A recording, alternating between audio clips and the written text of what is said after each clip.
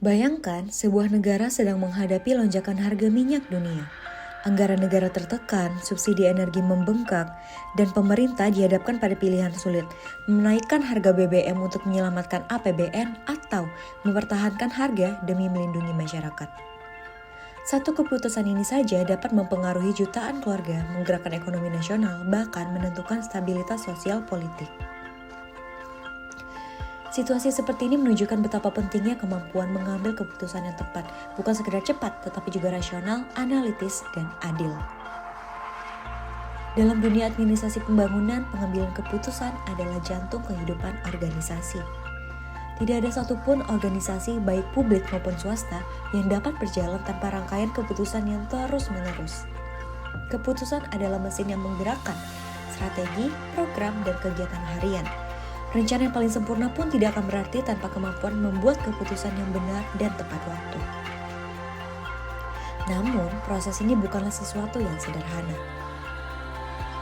Ia bersifat dinamis, kompleks, dan seringkali membutuhkan kolaborasi banyak pihak. Keputusan dipengaruhi oleh fakta, nilai, intuisi, pengalaman, serta tekanan internal dan eksternal yang tidak bisa dihindari. Secara umum, bab ini membicarakan tentang pengambilan keputusan, menjelaskan berbagai hal penting yang perlu dipahami oleh setiap pemimpin dan calon administrator publik, mulai dari pengertian dasar tentang keputusan, jenis-jenis keputusan, proses bagaimana keputusan dibuat, hingga faktor-faktor yang mempengaruhi kualitas keputusan tersebut. Tujuan utama mempelajari bab ini adalah agar kita mampu mengenali dinamika pengambilan keputusan dalam administrasi pembangunan, mengidentifikasi hambatannya, dan mampu mengambil keputusan yang lebih rasional, efektif, dan bebas dari bias. Para ahli memberikan definisi yang beragam tentang apa itu keputusan. Weber menyebutkan keputusan sebagai tindakan menentukan sebuah pendapat atau tindakan tertentu.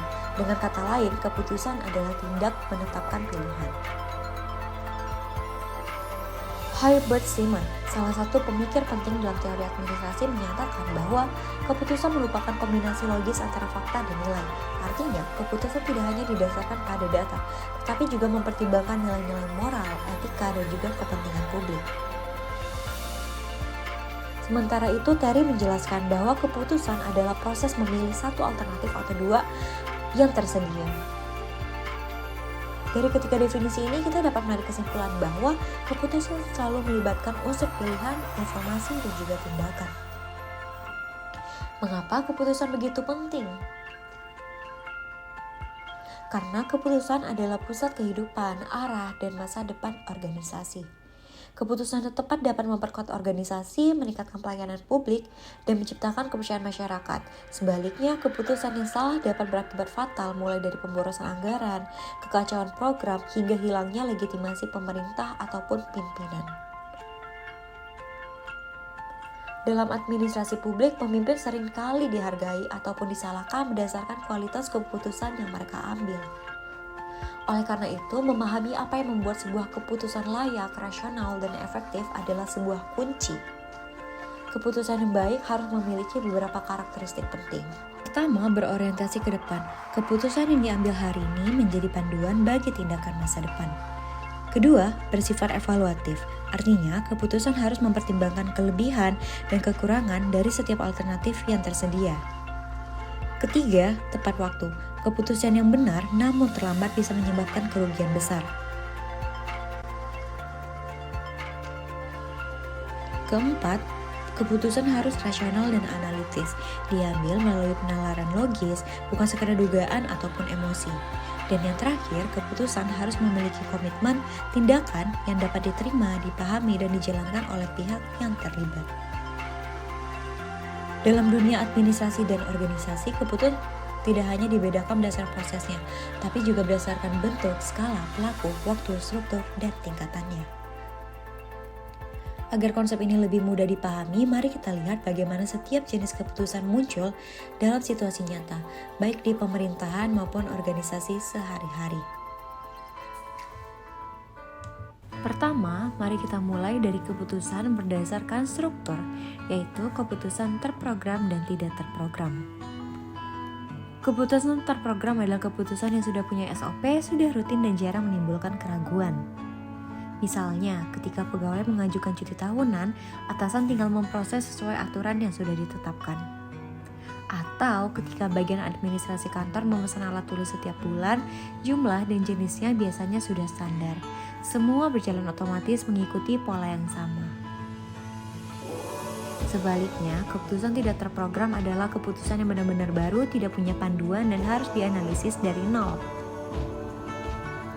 Misalnya, ketika pandemi COVID-19 tiba-tiba muncul dan pemerintah harus menentukan apakah akan menutup sekolah, membatasi mobilitas, dan atau membangun sistem tracing digital, semuanya belum pernah terjadi sebelumnya. Atau ketika terjadi serangan cyber terhadap layanan pemerintah dan pimpinan harus memutuskan cara penanganannya dalam 24 jam tanpa referensi yang jelas. Berikutnya adalah keputusan berdasarkan skala, yaitu keputusan major dan minor. Keputusan major bersifat besar dan berdampak luas.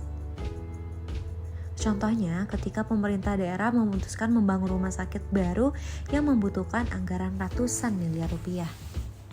Ini bukan sekedar keputusan teknis, tapi menyangkut analisis kebutuhan masyarakat, lokasi, anggaran, dan juga manfaat yang berjangka panjang. Sementara itu, keputusan minor adalah keputusan yang dampaknya lebih kecil dan sifatnya teknis. Misalnya, kepala kantor memutuskan mengganti AC ruang rapat yang sudah rusak atau mengubah layout meja resepsionis agar alur pelayanan lebih nyaman. Dampaknya ada, tetapi tidak terlalu besar untuk organisasi secara keseluruhan. Jenis berikutnya adalah keputusan berdasarkan waktu, yaitu keputusan rutin dan juga keputusan strategis. Setiap organisasi pasti memiliki keputusan rutin, misalnya menetapkan jadwal piket pegawai setiap minggu, menyetujui laporan perjalanan dinas, atau menentukan shift petugas keamanan kantor. Ini adalah keputusan yang sifatnya harian dan tidak mempengaruhi masa depan organisasi secara signifikan. Di sisi lain, keputusan strategis memiliki skala jangka panjang. Misalnya, ketika pemerintah menyusun rencana pembangunan jangka menengah daerah untuk 5 tahun ke depan, atau ketika kementerian merumuskan visi pelayanan publik digital. Keputusan seperti ini menentukan arah organisasi dan biasanya membutuhkan riset yang mendalam serta konsultasi yang luas. Selanjutnya kita melihat keputusan berdasarkan pelaku, yaitu keputusan personal dan juga keputusan organisasi. Keputusan personal diambil oleh individu dalam kapasitas pribadi, bukan atas nama jabatan.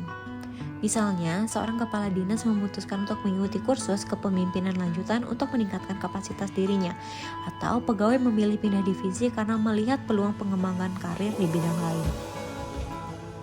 Namun, ketika sebuah lembaga mengeluarkan kebijakan resmi seperti pemerintah kota yang menetapkan peraturan wali kota tentang pengelolaan sampah atau dinas kesehatan yang memutuskan pelaksanaan imunisasi massal, keputusan tersebut termasuk keputusan organisasi. Ia bersifat formal, mengikat, dan berdampak pada publik. Berikutnya adalah keputusan berdasarkan bentuk, yaitu keputusan individual dan kelompok. Keputusan individual diambil oleh satu orang yang memiliki otoritas langsung. Contohnya, kepala sekolah yang memutuskan memberikan sanksi kepada seorang murid karena pelanggaran berat, atau direktur rumah sakit yang menentukan penggantian alat medis tertentu karena hasil audit kualitas. Sedangkan keputusan kelompok dibuat melalui musyawarah, rapat, ataupun komite. Contohnya, ketika DPR dan pemerintah memutuskan pengesahan sebuah undang-undang atau ketika tim reformasi birokrasi menentukan indikator kerja untuk tahun berikutnya. Keputusan seperti ini biasanya lebih kompleks dan membutuhkan waktu lebih lama, tetapi partisipatif. Jenis yang terakhir adalah keputusan berdasarkan tingkat, yaitu keputusan kebijakan dan juga keputusan operasional. Keputusan kebijakan dibuat di tingkat tertinggi dan menentukan arah besar organisasi. Misalnya, pemerintah pusat memutuskan menerapkan kebijakan pendidikan gratis atau menetapkan harga BBM yang bersubsidi. Keputusan ini bersifat makro dan menentukan arah pembangunan nasional. Lalu, keputusan operasional berfungsi untuk menerjemahkan kebijakan tersebut ke dalam tindakan nyata. Misalnya, Dinas Pendidikan menentukan mekanisme penyaluran dana BOS ke sekolah-sekolah, atau kepala sekolah menyusun SOP penyaluran seragam gratis untuk siswa. Melalui contoh-contoh ini, kita bisa melihat bahwa pengambilan keputusan memiliki banyak jenis, masing-masing dengan sifat, pelaku, tingkat, dan dampaknya sendiri-sendiri. Tidak semua keputusan itu besar, rumit, ataupun strategis. Ada keputusan yang teknis, ada yang personal, ada yang rutin, ada yang memahami jutaan orang, dan memahami jenis keputusan ini membantu kita melihat bagaimana sebuah organisasi bekerja dari hari ke hari, bagaimana keputusan kecil menjaga ritme organisasi, sementara keputusan besar akan menentukan masa depannya. Pada akhirnya seorang pemimpin yang baik bukan hanya mampu mengambil keputusan, tetapi juga memahami jenis keputusan apa yang sedang ia hadapi, karena setiap jenis keputusan membutuhkan pendekatan yang berbeda. Ada yang membutuhkan SOP, ada yang membutuhkan kreativitas, ada yang memerlukan keberanian strategis, dan ada yang hanya bisa dibuat melalui musyawarah kolektif. Pemimpin yang mampu membedakannya akan jauh lebih siap untuk membawa organisasi menuju tujuan yang lebih baik. Setelah memahami tipologi keputusan, kita masuk pada bagian terpenting, bagaimana proses pengambilan keputusan dilakukan. Secara ideal, proses ini melewati 6 langkah utama. Langkah pertama adalah mendefinisikan masalah. Sebuah masalah harus dirumuskan dengan jelas, memisahkan faktor penting dan yang tidak penting. Langkah kedua adalah menganalisis masalah dengan mengumpulkan dan mengklasifikasi fakta serta melihat hubungan antar fakta. Langkah ketiga adalah mengidentifikasi alternatif di mana berbagai solusi dikembangkan melalui proses kreatif. 4. Mengevaluasi dampak alternatif, yaitu memperkirakan konsekuensi dari setiap pilihan.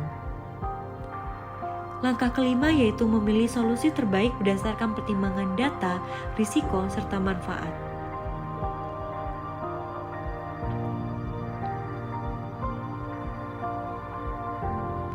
Dan keenam adalah mengimplementasikan keputusan tersebut serta memastikan bahwa implementasi berjalan efektif.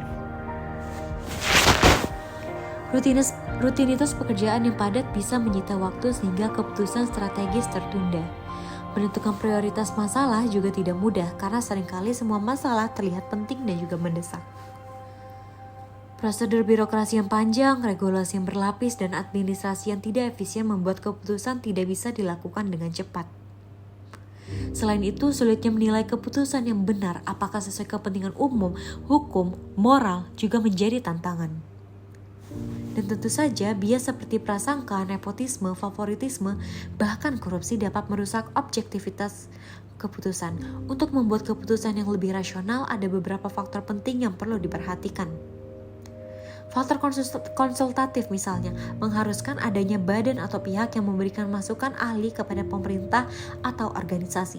Penyederhanaan prosedur menjadi penting agar proses tidak terhambat oleh aturan yang tidak perlu. Pelatihan juga wajib dilakukan agar pejabat mampu memahami cara membuat keputusan yang tepat. Publikasi keputusan secara terbuka diperlukan untuk menjaga transparansi. Imparsialitas memastikan keputusan tidak dipengaruhi kepentingan politik ataupun pribadi, dan perlindungan memberikan jaminan bahwa penjabat dapat mengambil keputusan tanpa takut tekanan dari pihak luar. Robert memberikan 3 prinsip dalam membuat keputusan yang cerdas. Pertama, mengatur fakta, artinya keputusan harus didasarkan pada data yang relevan dan analisis yang matang. Kedua, mempertimbangkan perasaan, sebab keputusan bukan hanya soal logika, tetapi juga tentang empati dan nilai kemanusiaan. Ketiga, fleksibilitas, di mana seorang pemimpin harus siap menyesuaikan keputusan jika ternyata situasi berubah ataupun keputusan sebelumnya tidak efektif. Untuk memahami bagaimana teori-teori ini bekerja dalam kehidupan nyata, mari kita lihat studi kasus Indonesia pada tahun 2022 ketika harga BBM harus disesuaikan. Pemerintah melibatkan Kementerian ESDM, Kemenku, Pertamina, dan DPR sebagai bentuk konsultatif. Proses penetapan harga mengikuti mekanisme resmi dan berbasis data. Keputusan diumumkan secara terbuka sebagai bentuk transparansi. Keputusan juga mempertimbangkan kepentingan publik dan keberlanjutan anggaran negara, dan pelaksana kebijakan didukung oleh regulasi agar terbebas dari tekanan politik. Ini merupakan contoh nyata bagaimana proses pengambilan keputusan rasional diterapkan oleh kebijakan publik. Contoh lainnya adalah proses pengambilan keputusan pemerintah Indonesia dalam menangani pandemi COVID-19 pada 2020 sampai 2022. Pemerintah membentuk Satuan Tugas COVID-19, menyusun peta jalan kebijakan, menetapkan PPKM, melaksanakan vaksinasi massal, dan menyediakan data real-time melalui data COVID-19. Keputusan-keputusan ini memperlihatkan bagaimana pemerintah menavigasi situasi krisis melalui perencanaan, implementasi, komunikasi, dan evaluasi. Pada akhirnya, setiap keputusan bukan hanya soal benar atau salah, tetapi soal siapa yang kita pilih untuk menjadi. Keputusan adalah jejak, warisan, dan cermin dari integritas seorang pemimpin. Di balik setiap pilihan yang kita ambil, ada masa depan yang sedang kita bentuk, ada kepercayaan publik yang kita jaga, dan ada nilai-nilai kemanusiaan yang kita pertaruhkan. Dalam dunia yang berubah cepat dan penuh ketidakpastian, keberanian untuk mengambil keputusan yang rasional, jujur, dan berpihak pada kepentingan publik adalah bentuk kepemimpinan tertinggi. Karena pemimpin tidak diukur dari banyak wewenang yang dimiliki, tetapi dari kualitas pilihan yang ia ambil ketika dunia menuntut jawaban.